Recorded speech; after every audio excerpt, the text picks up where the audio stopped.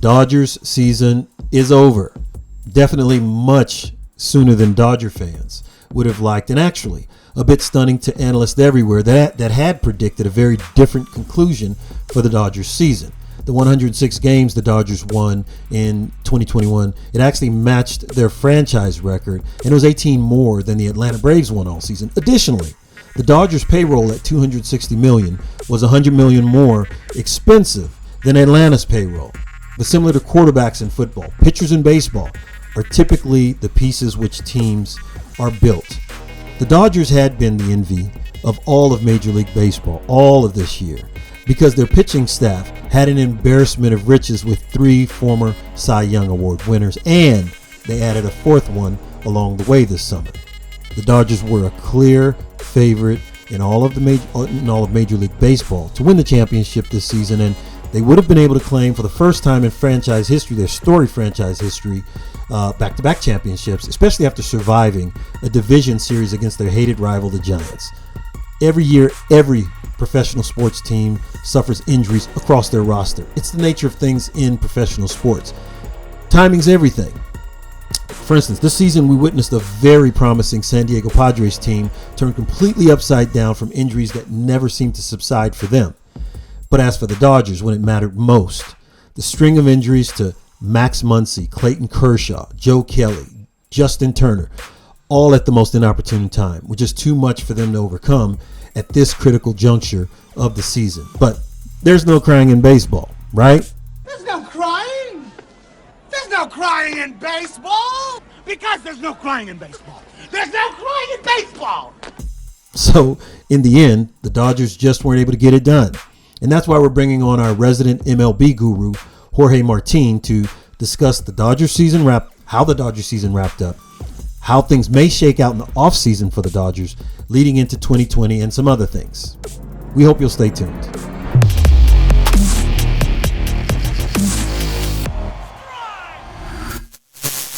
Moving forward, Kershaw is going to be another year older. You have this great pitching staff from the beginning of the season. 162 games took a toll, as we've mentioned so many different times. Muncy and Scherzer at the end there. Just the attrition that happens to these athletes. It can happen to anyone, you know. LeBron pops an ankle. Lakers are a whole different team. It just goes that way. Tom Brady goes down. No one's going to think that Tampa's going to be as great as currently projected. It's just the nature of things. So everyone has something in the league that ails them. But what we'd like to do today is just wrap up with Jorge what we saw with the Dodgers season this past year, highs, lows, and looking forward. So with that, what are your thoughts initially on how this season wrapped up against the Giants in particular? How things could have been different, and how you see things moving forward. The floor is yours, my man. Well, it was such an amazing season in so many ways. 106 wins. How do you just not be amazed by that? I know the National League West was down, and the second half of the season, it was like pretty much any game against the Padres, Diamondbacks, and Rockies was an automatic win, close to an automatic win. Mm-hmm. So definitely both the Giants and the Dodgers got fat off of that. But they did it in a surprising fashion, because you lost Cody Bellinger and Corey Seager for extended periods of time. So you didn't, Muncy and Will Smith are the only players who had a good season end to end. Also Cody Bellinger was also dealing with a shoulder injury, the remnants of shoulder surgery from last off season, which I've heard from both Matt Kemp and Adrian Gonzalez that it takes a full year to get your power back after you have shoulder surgery on your front shoulder. Mookie Betts also missed a chunk of time with the hip injury, and you sit there and Justin Turner had a pretty good season. He had he's been battling some injuries, which is to be expected when you got a guy in his mid-30s and playing Major League Baseball. But you've got. So I mean, you look at you look at them, and you're like, wow, they still won 106 games. The big reason was, the two guys who were there start to finish were Walker Buehler and Julio Urias. I mean, both had incredible seasons, career highs in innings pitched. Buehler made 33 starts, I believe. Let me see. Do I have Julio's numbers? I'll find how many starts he made in a second. But those two were kind of like the pillars of the rotation. Kershaw was there for a chunk of the season, but he also missed some time. I mean, he missed pretty much the last two months of the season before he got hurt, right. And just didn't. So he didn't have his level of greatness. So and you had Trevor Bauer, who had his issues off the field that we won't get into. So he only made 17 starts this season. Getting back to Julio Urias, he made 32 starts. So usually a full season starts without missing a turn from a Major League Baseball pitcher is 33 starts. And so, I mean, when to take up the mantle for Trevor Bauer, Max Scherzer came in and he was wonderful. But now you've got, and by the way, your young pitchers, Tony Gonsolin, Dustin May, both dealt with injuries. Dustin May needing Tommy John surgery. So, you look at them and you're like, wow, they really rode Walker Buehler and Julio Urias. And I think it showed by the end of by the NLCS that those guys were just, were just worn out. I hope Kershaw comes back. He's a free agent.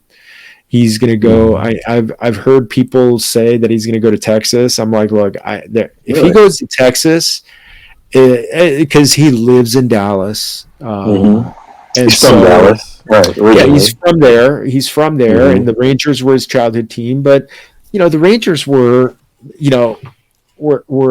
nowhere near contention, and Kershaw still wants to win. So I don't think he just wants to go somewhere to collect a paycheck and be able to take his kids to school. I think he's gonna. I think he wants to win. So I think he's gonna know that if he's that if he's gonna have that chance, it's gonna be the best chance. It's gonna be with the Dodgers, and he knows the training staff. He's battled some injuries in his career, but he's come back from them. So I wonder if they kind of work out a deal with him, and also with Max Scherzer. Scherzer talked about the fact that he'd love to come back because he wants to play with Kershaw. So that to me is something that's muy interesante. Plus, they also share the same agent. He also shares the same agent with Walker Buehler and Julio Urias. Oh, I didn't know that. Yeah, so there's always those kind of things, those back office things that could come into play. But these guys, it's tough because they know that they want to that they didn't finish the job that they wanted, but I think they know that they've got that they've still that they're going to have a possibility to bring some, may not be all of them, but some of the free agents back to give a chance. Chris Taylor, who hit those 3 home runs in Game 5 and hold off elimination for a day. He's going to be a free agent, and he is one of those really, really versatile guys like Kike Hernandez who may get a job to be someone's everyday starter. So maybe somebody pays up for him. But yeah, so many guys. Another guy, Kenley Jansen. I was just about to bring him up. Yeah, had such a great finish to the season, an ERA of 2.22. He ended up with 38 saves on the season. So much was really good. He had a couple of hiccups there around the All-Star break where, just really, really bad games that just kind of made Dodger fans just kind of, is he done? And then he just was almost untouchable the last 2 months of the season. So, yeah, you look at him with Blake Trinan, potentially, coming back to Trinan is signed for another year. You bring them back to kind of be the hammer at the end of the game. I'd like that possibility. I'd very much like that possibility. So there are some strong potential things that could happen. In particular, I was concerned about Seager, coming up, not being able to stay with the Dodgers. Bellinger, I'm positive, is coming back, but that injury is going to hamper him. The injury for Muncy, I think he'll be okay by the time spring training comes around. I think he'll be okay. The fact that he didn't need surgery means, rest and rehab. That's a plus. Should be fine. That's a big plus. And Chris Taylor, the ultimate utility guy. Yep, CT3. So I don't know how this is going to shake out. I wanted to stay on pitching for a second because all the guys you named, Buehler, Kershaw, Scherzer, Urias, I look at it as one of the best cores in the league. Just as the Dodgers had a tough time with Atlanta, they lost. They lost. So not a tough time. They lost, but Atlanta, I discussed earlier, or in another episode that you and I worked on regarding emotion, how that carried Atlanta. I think the same thing can happen here for the Dodgers, in particular with the old guy. I'm calling him the old guy in a nice honoring manner, actually, because that's not a negative to me. And that is Kershaw.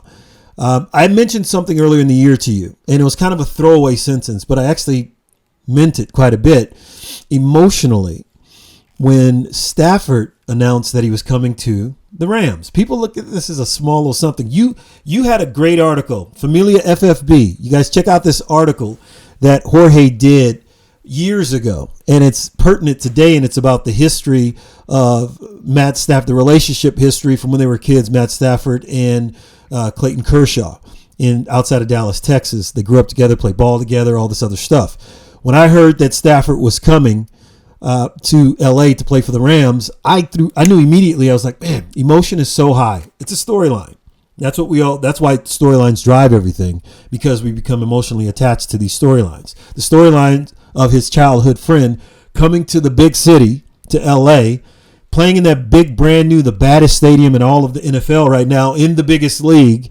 And I just think childhood boy. So when you mentioned the possibility of him going back to Dallas, I bet you he's one of those guys that wants to do a Kobe, wants to do a Jeter type of thing, wants to stay with that wanted Magic Johnson, Larry Bird, all those names. I think that would mean we all know he's a Hall of Fame pitcher, right? Yeah. If he stopped today, he's going to the Hall of Fame, no matter what naysayers say about his playoff record and all this stuff. Be quiet. This guy's a Hall of Fame.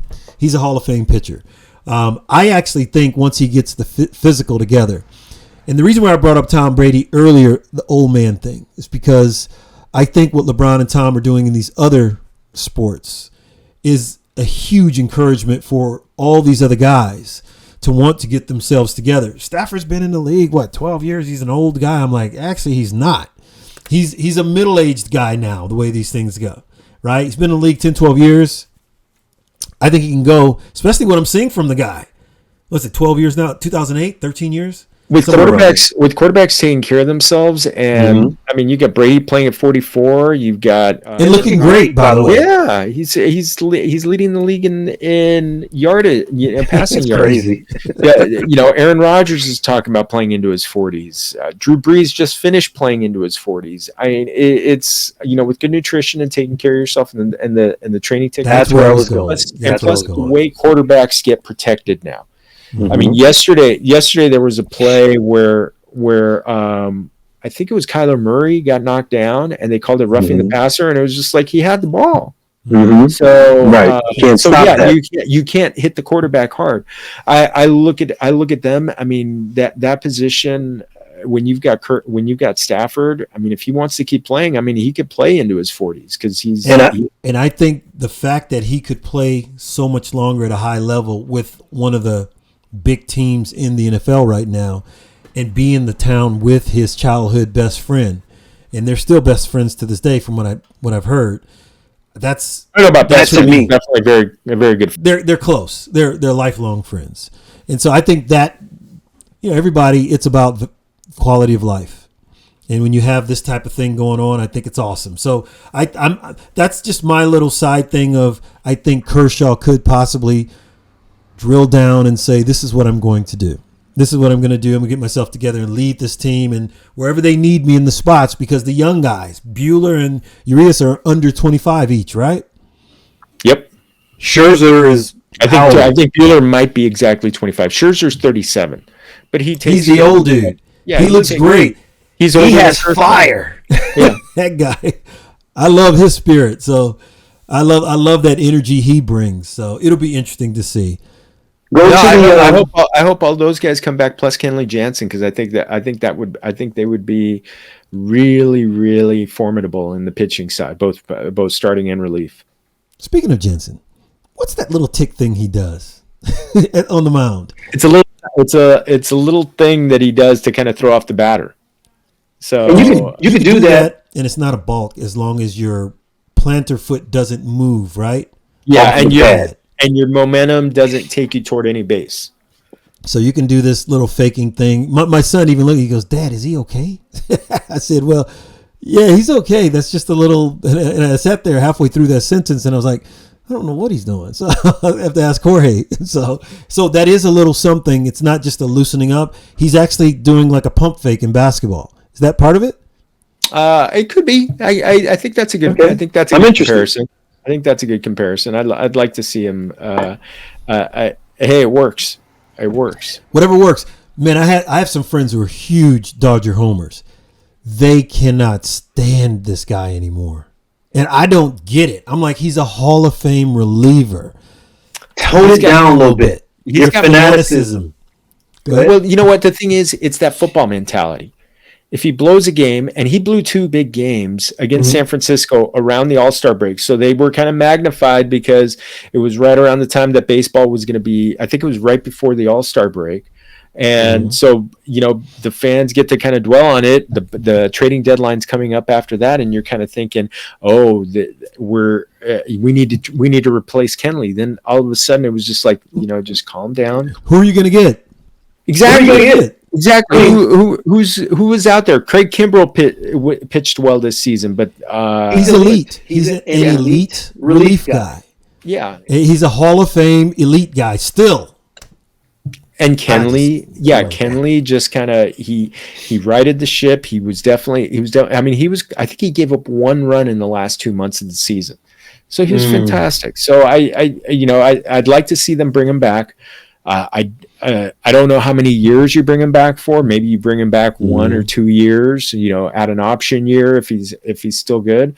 I mean, he's still got a lot of bullets because he played catcher for a good chunk of his career, and he's been a reliever, not a starting pitcher. So he hasn't gotten that full on workload. So I really hope so, because you do have Trinan, but I think that 2 of them are just unstoppable at the back end of games. A couple of my coaches always made sure to tell us when they didn't want to hear us griping about stuff in practice on certain days when they're killing us. You can't teach height. He's like, I can teach you everything, but I can't teach height. And I say this because as far as Jensen is concerned, that's a big dude. He's 6'5", 260 pounds, and he's skilled. That's the biggest thing. You can't teach height, but if someone's a big goober out there, just because they're big doesn't matter. When you have a guy that big and that skilled, you keep him as long as you can keep him.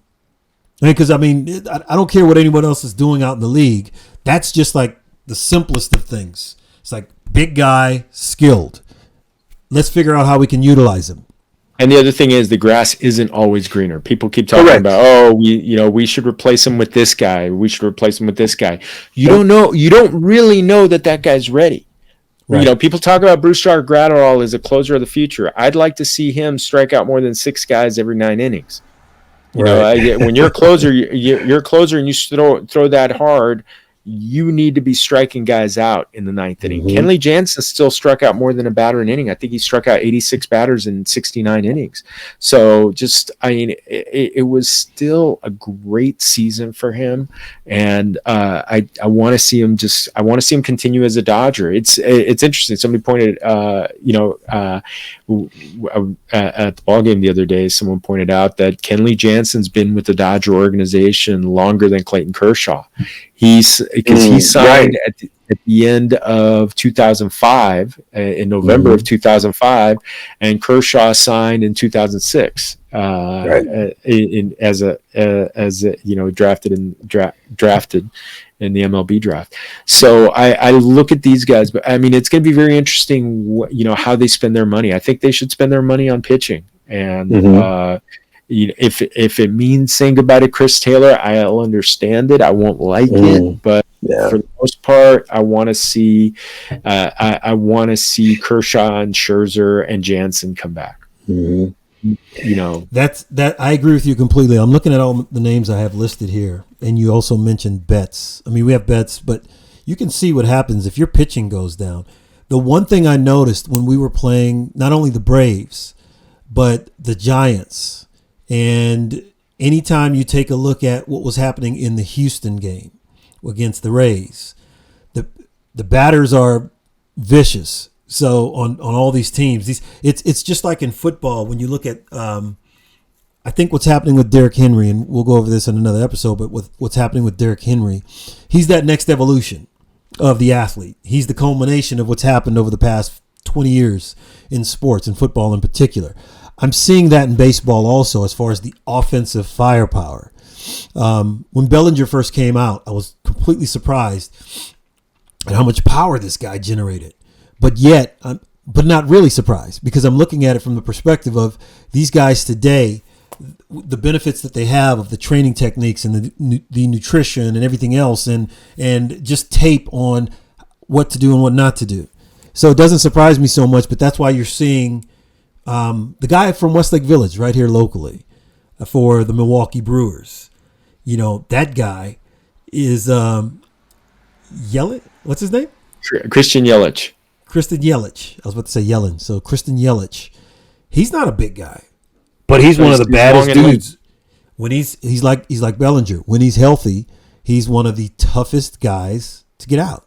You don't have to be like Judge, who I love, or Stanton, who reminds me of Barry Bonds and those guys that buffed out. And none of that stuff ever bothered me, by the way. People are all in arms about that stuff. I'm like, let that stuff go. I just love watching these guys hit. The pitchers were using stuff too. Yes, they were. Not just Clemens. So, it's one of those things where I want to see more offense, but at the same time, I don't want it to be just a home run derby. So that's where what you're saying is why it's so important, because the pitching, it's going to be imperative that the Dodgers shore up that pitching staff moving forward. So I agree with you completely on that. So number one for Dodgers, pitching. Number two, the core we're going to have Betts return. That would break my heart if Taylor left, but I understand. Seager as well.